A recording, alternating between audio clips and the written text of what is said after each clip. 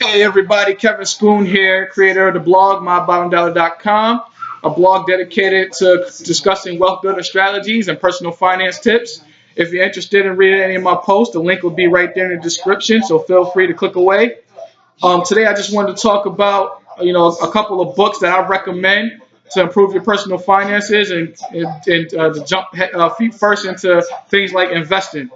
Um, these books I feel can probably be transferred from anybody of any age or from any background, and that the principles in these books are very sound. The first book I recommend is at the top of my list is The Richest Man in Babylon by George Clason. This book, what I like about it is how simple and how practical it is. This book isn't like your typical personal finance book that's written in textbook format. Rather, this book is written in story. So it's actually a known fact that people are more likely to remember a story than they are data. So because of the way that it's written, it's easily digestible and can be applied to anybody of any age. You could read this book to a child. You could recommend this book to a teenager, an adult, or elderly person. This book, the way that it's communicated is so easily digestible that the understanding will come to you probably after the first time you read it. It has about 7 principles that they actually highlight in these books. You know, the whole idea of income, controlling your expenses, making your money work for you, making sure that you're not losing money from bad decisions, things like that.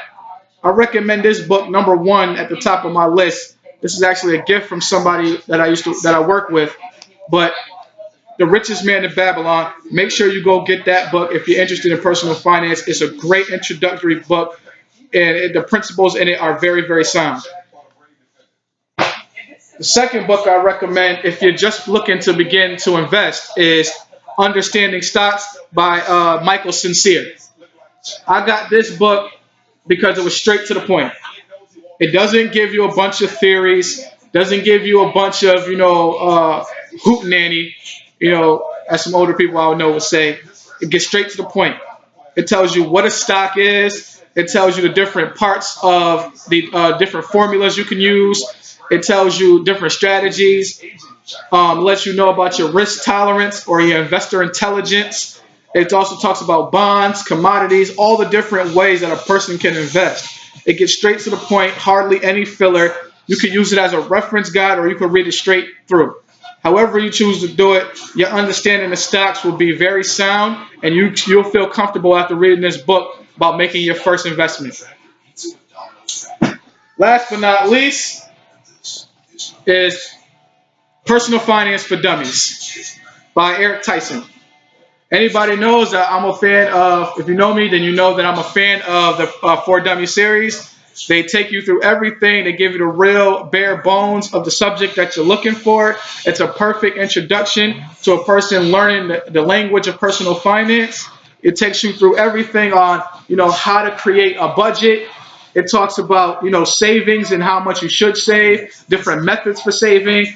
It talks about the whole idea of saving 10% of your income, your financial health, just different ways that a person can improve their personal finances. They even have helpful tips and resources to the sides and little tips and things for you to remember whenever you feel like the information may be a little too much. So those are just 3 of the books that I recommend personally whenever a person asks me how they can get a hold on their personal finances.